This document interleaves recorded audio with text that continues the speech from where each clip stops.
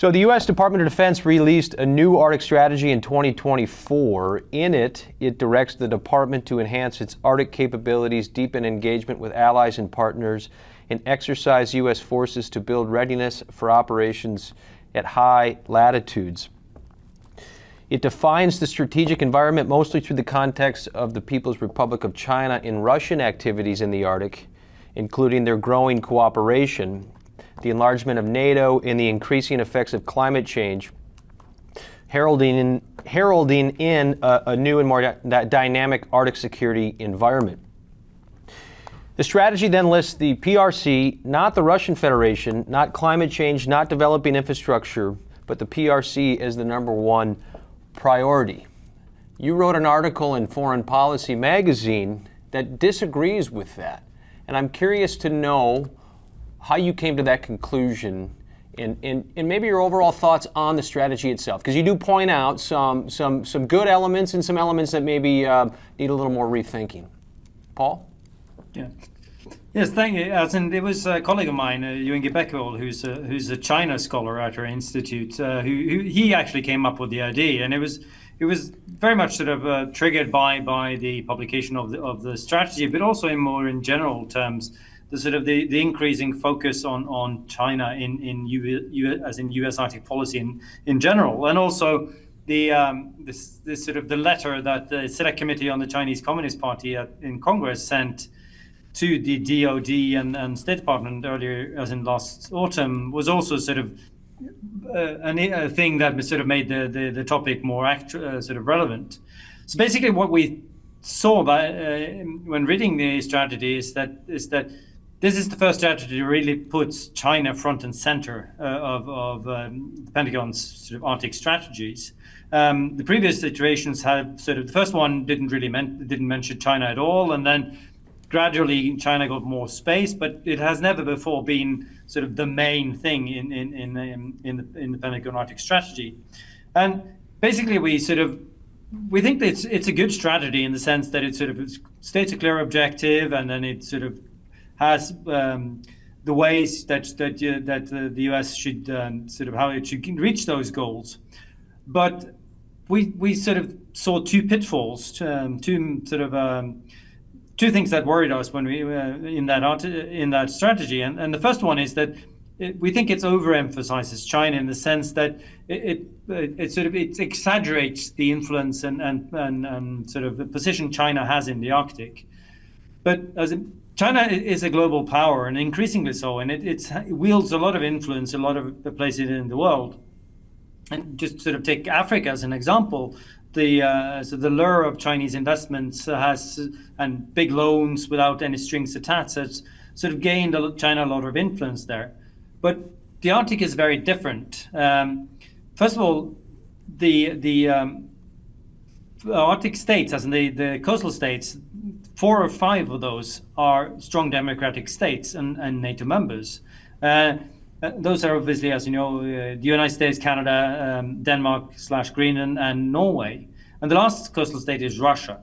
And even if you expand that number to the members of the Arctic Council, you include Iceland, Sweden, and Finland, you get 7 democracies, NATO members, and only 1 that stands on the outside. And all of these sort of the democratic states in the Arctic have become increasingly wary and suspicious of Chinese investments. So it's not easy for China to get a foothold in the Arctic, and the only way it really can do that is through Russia. And obviously now with sort of Russian influence, rather sort of Chinese influence over Russia probably increasing a lot with all the support that China provides to Russia in its war against Ukraine, then as in China will have a lot of opportunities to sort of gain influence in the Russian Arctic, but still there's quite a step from that to sort of naming China as the main threat or the main challenge in the Arctic, because it is not, as we see it. So that's you identified two of the pitfalls in yeah, that was the first one. Yeah, that was the first one, and the second one is basically if you overemphasize the Chinese position in the Arctic, at the same time you're saying that you're actually underemphasizing Russia's position there. So maybe you could comment in a little bit on that. But also, in the response, perhaps you could share the risks of either overemphasizing China or the risks of underemphasizing Russia in the Arctic or just with Arctic affairs writ large. Yeah, first on Russia, as in Russia is by far the biggest Arctic state, and it is that out of geography because the Russian Federation covers more than 40% of the Arctic coastline. So based on international law, Russia can rightfully claim a large chunk of the Arctic, almost up to sort of half the Arctic Ocean can be claimed by Russia. So Russia has a lot to sort of is very influential for that reason in Arctic affairs, and cooperation in the Arctic context makes very little sense without Russia. Moreover, as in a Pentagon strategy, you should have you should expect that it emphasizes the military threats, and it's really only the Russian Navy that is based on the Kola Peninsula and the sort of strategic submarines with long-range nuclear missiles that constitutes any kind of military threat or significant military threat against the United States in the Arctic. Nothing else really does that, and China isn't present in the Arctic at all. So just out of that, you should expect that Russia should be front and center in any sort of Defense Department strategy. Now, if you go beyond the strategy and the politics, then and look at what the United States actually does in the Arctic, this second point and the second pitfall is not, in my eyes, really that big, because the U.S. is sort of engaged sort of in collecting intelligence and following sort of Russian Navy and whatever Russia does in the Arctic. So I'm not too afraid now, but if this sort of the emphasis on China and the you could even call it a obsession with China in the Arctic continues, then there is of course a risk that attention to Russia will sort of be replaced by following something that really doesn't constitute, in my eyes at least, a serious threat against the United States. Could identifying China as the main threat, maybe threat's not the right word, but could this be unintentionally a circuitous way of messaging to Russia that it's over-leveraged by the PRC towards its, maybe not Arctic initiatives, but for its sort of its standing, its ability to continue to wage war in Ukraine, its ability to maintain a viable economy by way of exporting oil and gas primarily to China. I don't think that's the deliberate intention of the strategy, but is that maybe an unintended outcome of it? And if so, is there even any value in that? It's an interesting thought, as in, I think the main reason why you have this strong emphasis on China is that China has been identified by the national sort of defense strategy of the United States as the pacing threat. So that sort of flows down into underlying strategies that also have to sort of point towards China as the main challenge.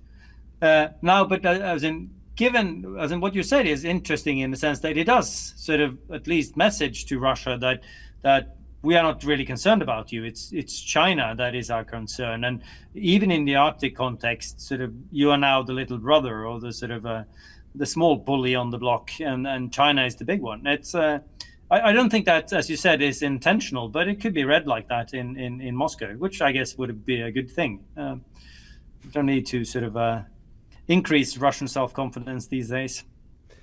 And so, Paul, what are you to make of the Chinese-Russian collaboration in that particular sphere of the world? And I kind of would call it the North Pacific. We could call it this sort of intersection of the Arctic and the Pacific. Some have referred to it as joint campaigning, not so much as interoperability. What are you to make of what has transpired here? I sit in Alaska, so it's closer to me than it is to you physically, Yep. where these events have occurred. But someone who's followed the issue for some time, what are you to make of it?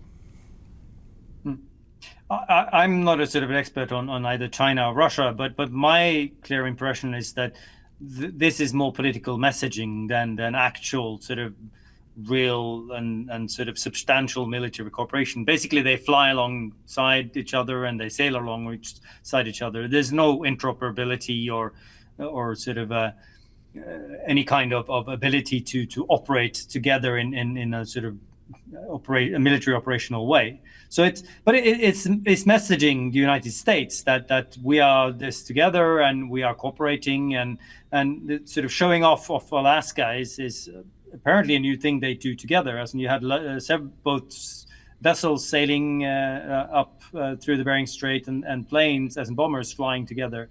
So, and this is a point we make in the article as well. In that in this sense, the strategy becomes basically the sort of placing Alaska in the strategic rivalry with China. It sort of Alaska is the Arctic element of the U.S. competition with China, because this is where you meet China increasingly often, it seems. Yeah, it seems so. About 4 years ago, the Chinese came up to Alaska to conduct their first bilateral meeting with the United States right downtown at the Hotel Captain Cook, and it seemed that at the time that the Chinese were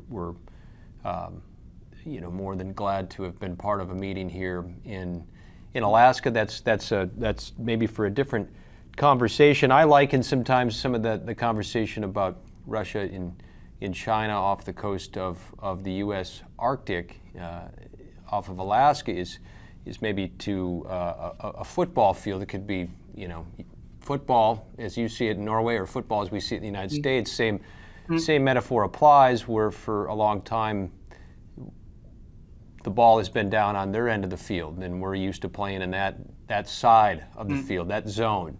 And maybe this is messaging where actually, no, we can play a little bit on your end of the field and be a little bit more defensive. What resources do we need to develop in order to not have that so close to our goal line or the red zone, or what might that be?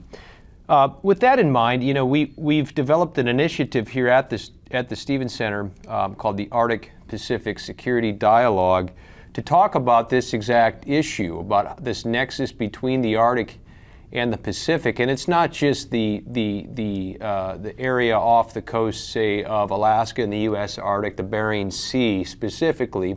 While that is the area that we have seen the joint campaigning, but quite literally the Arctic-Pacific nexus when we talk about the circumpolar Arctic. And while Norway might not be physically say as close to the Bering Sea as the U.S. Arctic, that's not to say Norway doesn't have interests in the Pacific region as a nation unto itself. And when I visited you in September, I believe your prime minister was in China at that same time. And then when I last spoke to you, or one of the last few times we chatted, you had just returned from Taiwan, which is two examples of how Norway has interests in the region. So maybe we could just start a little bit about tying Norway to the Pacific and what some of those interests are, what the prime minister was talking about, and then maybe you could develop that into this nexus between the Arctic and the Pacific. What are some of the intersecting issues that we're paying attention to now? Yeah, no, as in all of these are examples that we live in a global world, and the whole world is connected, and you can see that in the Arctic in many senses. Just to sort of for a long time there was this notion of Arctic exceptionalism, that the Arctic was sort of a place removed from everything else and isolated from the sort of the ebbs and flows of global politics, but it's not anymore. It's clearly become much more part of world politics. And also the sort of Asia-Pacific theater, or the Asia-Pacific region, has become increasingly interlinked in many ways with with also the, sort of the European part of the world. And the prime minister going as a Norwegian prime minister going to China is obviously had lots of reasons, but the key one is that Norway is one of the countries in Europe that sort of places a lot of emphasis on trading with China. Norway is a small country with a very open economy, and we're basically dependent on international trade. That said, also Norway has become increasingly wary of China, and there have been attempts by Chinese investors, for instance, to sort of buy property on Svalbard or invest in a port in northern Norway. Both of those probably linked to ambitions that China had for enabling at least long-term shipping through the Arctic. And this is just sort of shows how issues that China in Asia Pacific directly connects to issues close to Norway up here in the north. And it's also vice versa. And that was why I was in Taiwan, because a lot of Asian countries, including Taiwan, but Japan, South Korea, even Singapore and India, have become interested in the Arctic, and several of them, all of those mentioned, except from Taiwan, have sort of become members, observers in the Arctic Council. Now, why do they do that? Well, they see opportunities, shipping, etc. But also, it's my clear impression that a lot of these countries sort of pay attention to the Arctic because they see China doing it. And it's also a way of keeping track of what China is doing by sort of being themselves interested in the Arctic, and obviously many other places in the world. So the world is connected, and the Arctic has become one of the issues that sort of connects the North Pacific and the North Atlantic region. Yeah, that's interesting. You point out that there might be some inherent interest from some of the Pacific nations in the Arctic itself. You point out some countries there, Taiwan, Singapore, India. You could throw Japan and Korea into that mix. Japan's had a long science focus in the Arctic. India as well. You can draw connections between changing environmental patterns in which could impact the monsoon. It's a way of life. In India, a little bit of sea level rise could impact millions and millions of people there.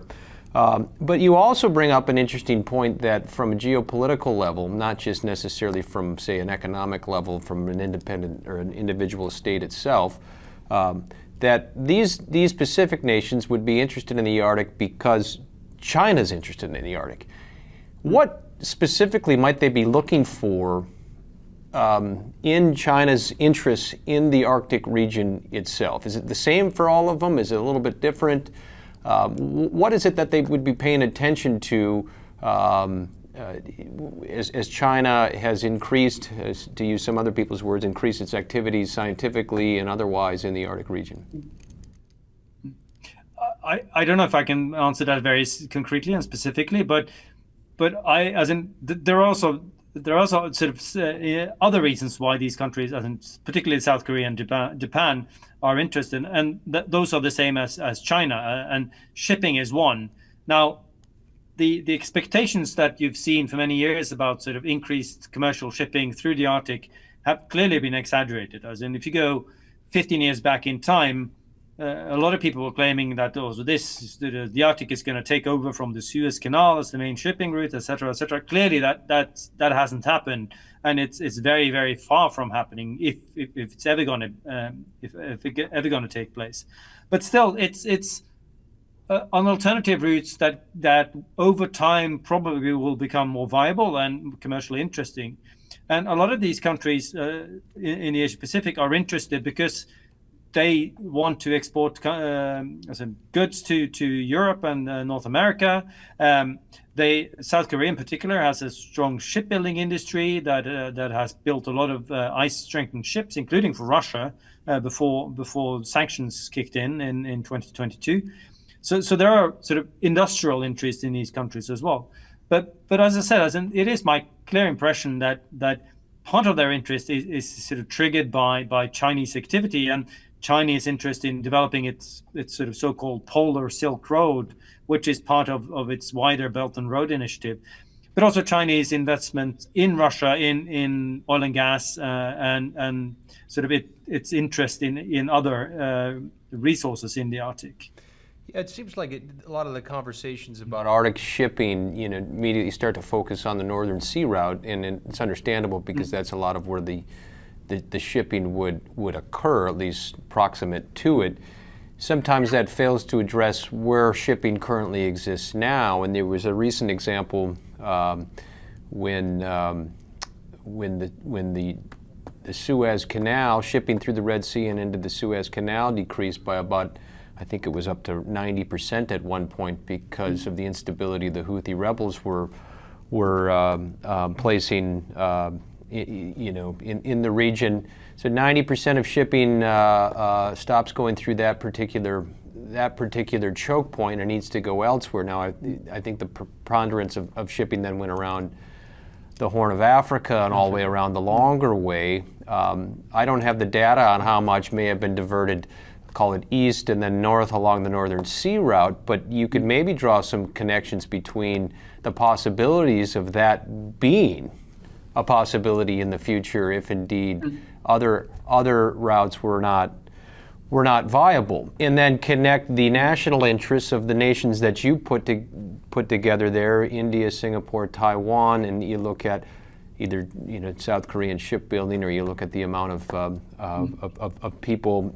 seafarers, mariners that are of the Indian nationality, and you start to see why some of these countries are not only members of the Arctic Council, but are interested in what other nations are interested in the Arctic region. Paul, I think you brought up some good points here, that as we look to expand our Arctic Pacific security dialogue, these are some of the issues that I think we want to try to look into more closely, because it's not always just an Arctic thing, as you know. It's a global thing that sometimes just needs an Arctic lens. So with that in mind, you started part of this tranche of the conversation about how the Arctic is now more part of world politics. Maybe we're beyond an era of Arctic exceptionalism. Maybe it's somewhere out in the future. But we'll pause on that notion for a second and just agree that the Arctic is certainly part of world politics. And we saw that a little bit in the headlines when President-elect, now President Trump, had mentioned Greenland in the context of geopolitical affairs. And to me, it was emblematic of the importance and how the Arctic has been integrated into geopolitical affairs these days. It would be interesting to more specifically understand the role that Greenland currently plays in Arctic security and governance from your perspective, Paul. Sometimes the headlines focus on one thing, but maybe you can pull out some details for us to just help us better understand either Greenland's role or just some of the role that the Arctic writ large is playing. Maybe start with Greenland. Yeah, happy to. There are primarily two reasons that Greenland is important, and both of them have been present in the debate, and President Trump has sort of referenced them several times as well. First is geography, as in the location of Greenland.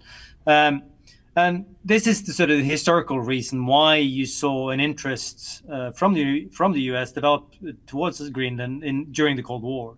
And the reason why Greenland's geography is important is the same in many ways as the same reason why Alaska is important.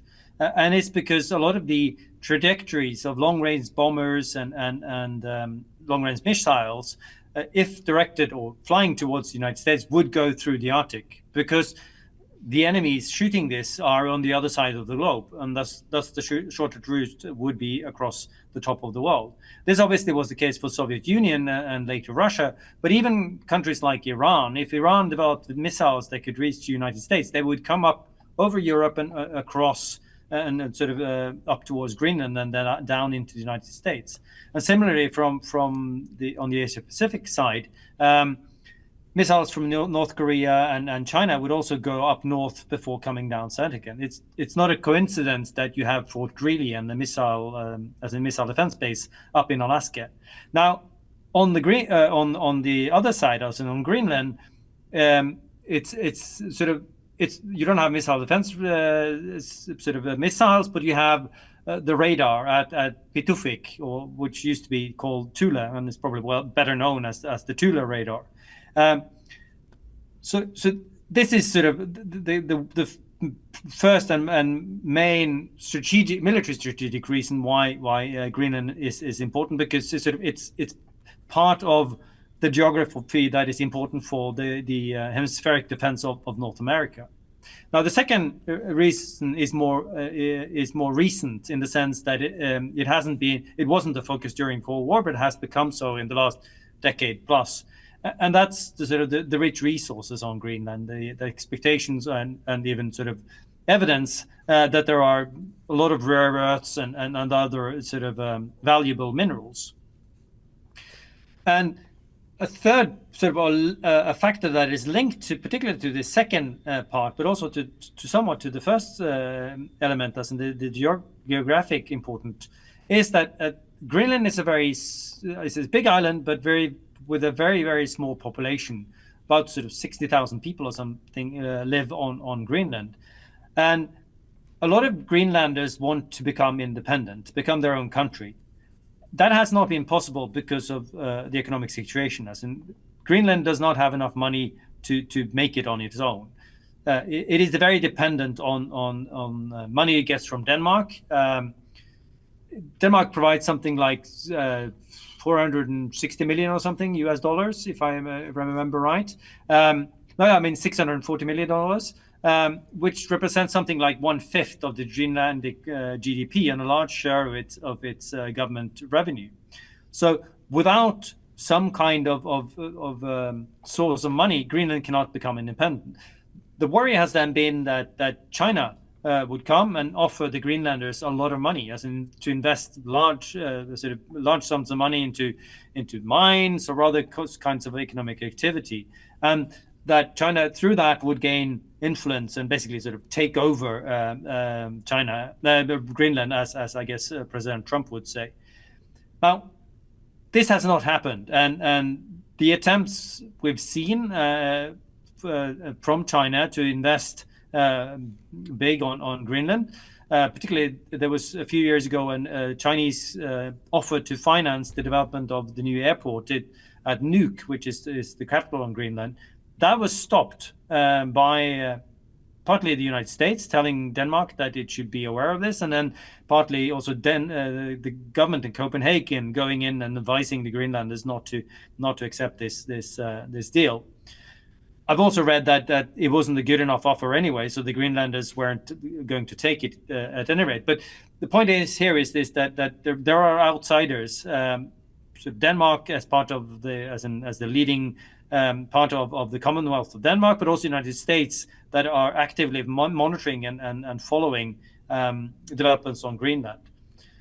So the risk of China and Russia taking over, in my eyes, is very, very remote. But obviously, there is an opportunity here for both the Greenlanders, but also if you want to take President Trump's side, that if the United States offers more money than Denmark does, then Greenland might lean towards the United States.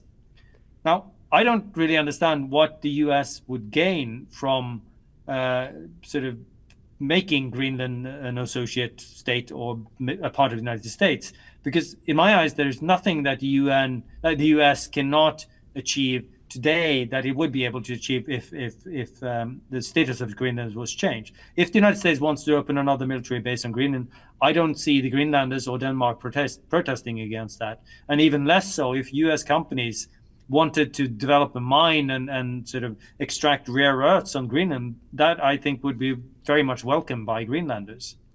So there is something to the importance of Greenland, but I think it's somewhat exaggerated, to put it like that, by this new administration.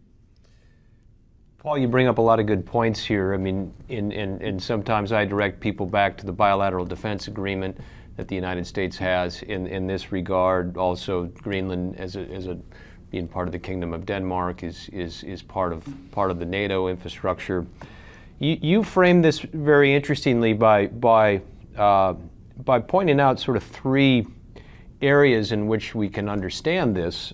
The first being that Greenland's geography, and as I mentioned, its alignment as part of NATO and the bilateral defense agreement, places it front and center within missile defense, but also within, just call it, nuclear deterrence strategy that maybe a lot of people now aren't as familiar with as we would have been back during the Cold War, when there was a maybe much more front and center threat. And that still exists out there in the world, as we see both Russia and China have capabilities. And you even mentioned Iran, not to mention North Korea. And so how Greenland could play a role in sort of a deterrence or a missile defense strategy is one way to look at it. Second, of course, you pointed out resources and just the inherent resources that exist in that particular place that would be of value to people who want them, but also, as you mentioned, to kind of get to your third point, economically, it is something that Greenland could develop in order to develop a more viable economic infrastructure, but also to serve those who might want the call it product or the resource. That being said, what more could be done to either strengthen relationships, strengthen ties, to make it a mutually beneficial? And maybe the question could be framed in the context of NATO, perhaps, and just focus more on the defense side of it. Does there need to be more militarily done in your eyes, having been, part of Norwegian leadership within NATO, within Arctic initiatives, and you see Greenland now and talking about maybe we do need to put more military there. In your eyes, is that necessary? Are there avenues there to improve the security situation, or perhaps maybe we just need to better educate people on what actually is there? I don't really see any pressing needs on sort of to strengthen military presence on Greenland. There are several aspects of this. One is the one we talked about now, as in the hemispheric defense of North America and sort of missile defense of radars and stopping long-range bombers, etc. That, for the North American part, that's not really NATO. It's not even really. It's not NATO. It's NORAD and the bilateral Canadian-U.S. cooperation with sort of the bilateral agreement with Greenland as a sort of addition to that. Because in that sense, Greenland sort of forms part of the North American continent. Another part of the picture is the North Atlantic and the long Greenlandic coast, sort of facing eastwards. And there, obviously, it could be sort of potentially interesting to develop listening stations, as in to look for submarines, as in put out cables and acoustic cables, etc. But NATO, like during the Cold War, the sort of NATO's main line of defense in the maritime sense is split further south, and it's in the GU gap, as it's called, right? Greenland, Iceland, UK gap, where the North Atlantic is somewhat more shallow, and it's sort of easier to detect submarines if they come down there. So, in that sense, given that the Russian Navy is not what the Soviet Navy was, it's much smaller, and there's a limited number of submarines that need to be tracked. I don't really sort of see a big need for big investments into Greenlandic defense. Now, what the Greenlanders would welcome, as I've noted, and which seems sort of perhaps more interesting, is some kind of sort of joint effort or sort of US-led effort, whatever, to extract rare earth minerals and through that lessen our dependence on China. That could be interesting. There are sort of obviously other places as well where you can find rare earths, but this would, in a way, provide an opportunity for the Greenlanders and be very beneficial for them. And interesting for the United States because you get it very close to home in a sense, because it's not that far away. So that could be an idea. I think that's more, in a sense, more interesting than the military side of this question. Well, it's a good way to connect the dots between, say, if the goal is security, maybe the first step isn't necessarily in this context more defense-related security, but starting with economic security and saying, well, this is the need, this is maybe what's at threat, or this is where there's an opportunity. That's maybe a thread that we could pull on for a different conversation. Thanks for bringing up some of those issues. You started to talk a little bit about the Russian capabilities in the Arctic, and at the risk of bouncing around a little bit too much, I do want to give a little bit of airtime towards Norway's leadership in the high north, as it's often referred to in Norway. We might call it the Arctic, generally the same theater. Norway's a leader. It's also a target.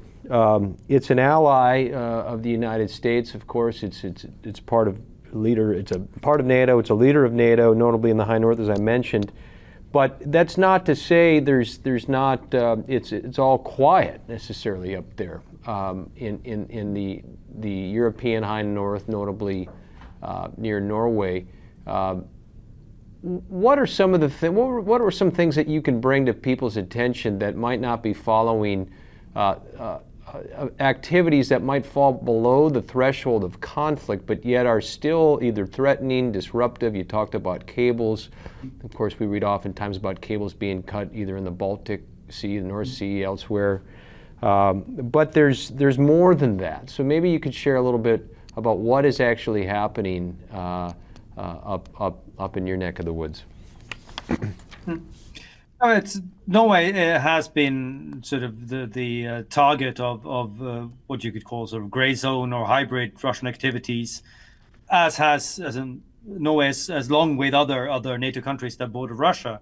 And what we've seen is a sort of GPS jamming, spoofing originating from the Kola Peninsula that has caused traffic as in problems for commercial flights in northern Norway.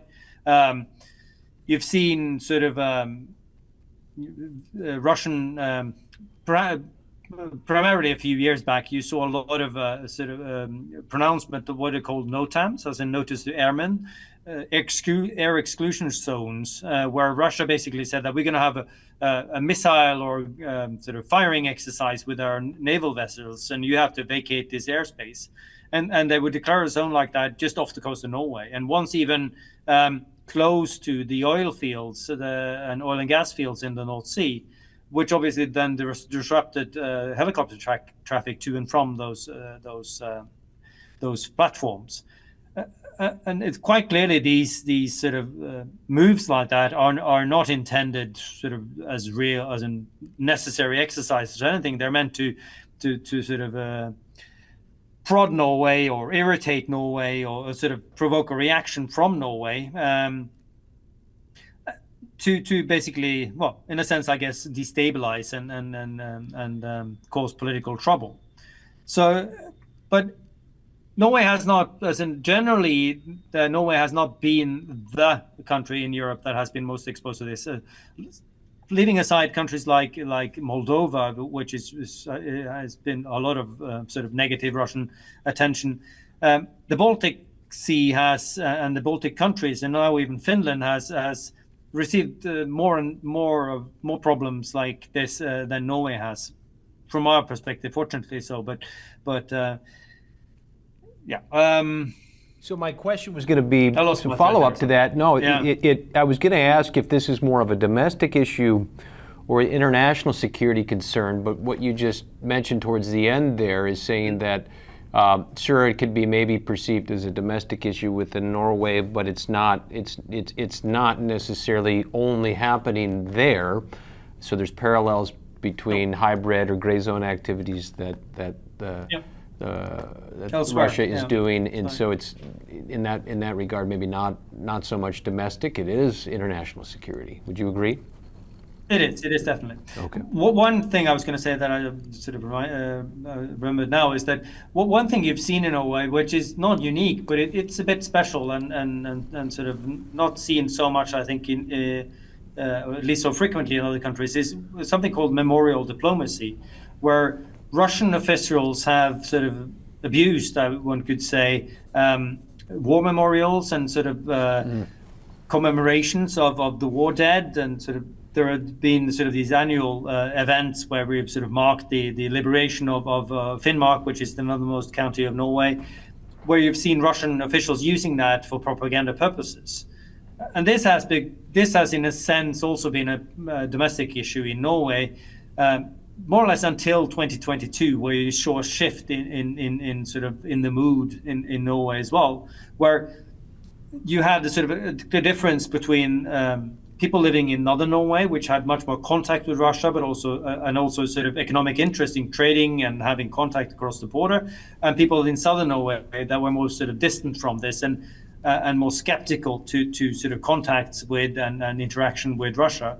And this memorial diplomacy ended up in sort of in the middle of this.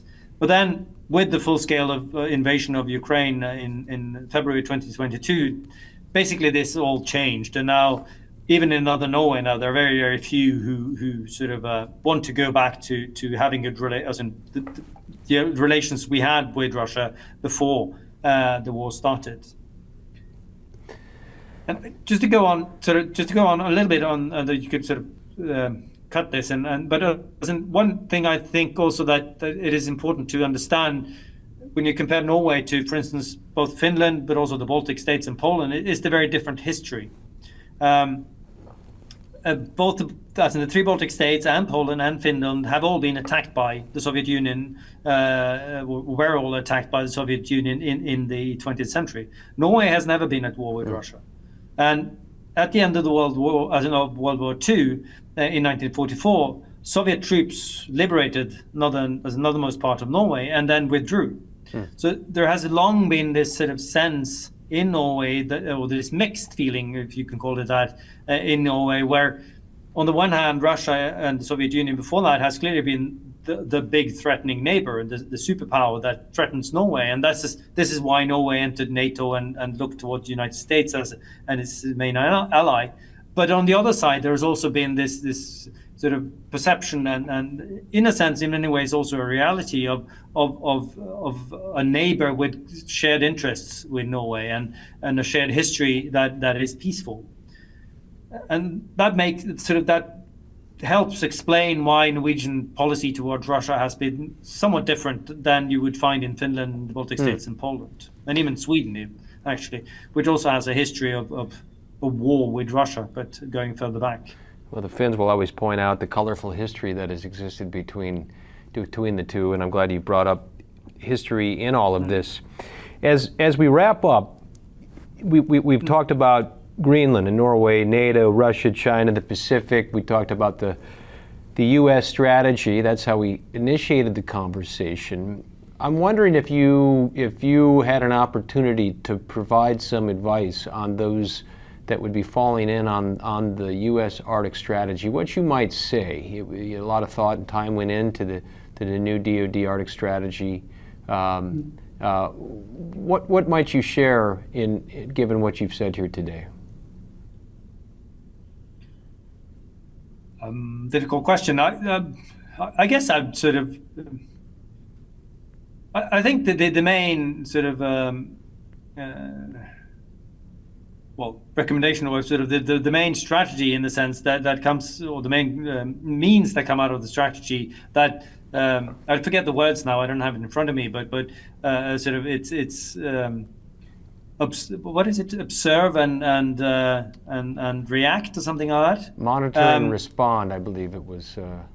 Monitor and respond. It is, yes, yeah. As in the monitor and respond, I think it's a sort of a moderate or sort of call it level-headed approach to challenges that we see might develop in the Arctic, because. As I've been trying to say, as in, I don't see the Arctic as the potential site for World War III by any stretch of the imagination. As in, the Arctic is in general, compared to most sort of other ocean areas, and South China Sea, the Black Sea, not the least now, but even the Eastern Mediterranean, the Arctic Ocean and the area around the Arctic Ocean is pretty well governed and stable region, and is also a region where there's very, very little activity compared to all of those others, as in, because it's mainly empty. There's no population, there's no one. There's wilderness in most of the Arctic. So I don't see sort of the big challenges emerging from the Arctic. There are connected to developments in the Arctic as such. There's a lot that sort of potentially in the long run that sort of could come to the Arctic from the outside. Trouble will start outside and then spread to the Arctic. This I see, but I don't see sort of big a war or a big conflict starting in the Arctic. And this is why I think that sort of the monitor and respond emphasis is a wise one. But I would sort of, as we started off with, I would recommend them to tone down the emphasis on China and sort of put the spotlight back on Russia, which and sort of the consequences that come from climate change, including the sort of the increasing difficulties in maintaining bases in Alaska, erosion, etc., that there are present now as well, but were more the focus in the previous strategies. Dr. Paal Hilde, thanks so much for all your comments here today. We enjoyed having you on the program. Thank you for having me.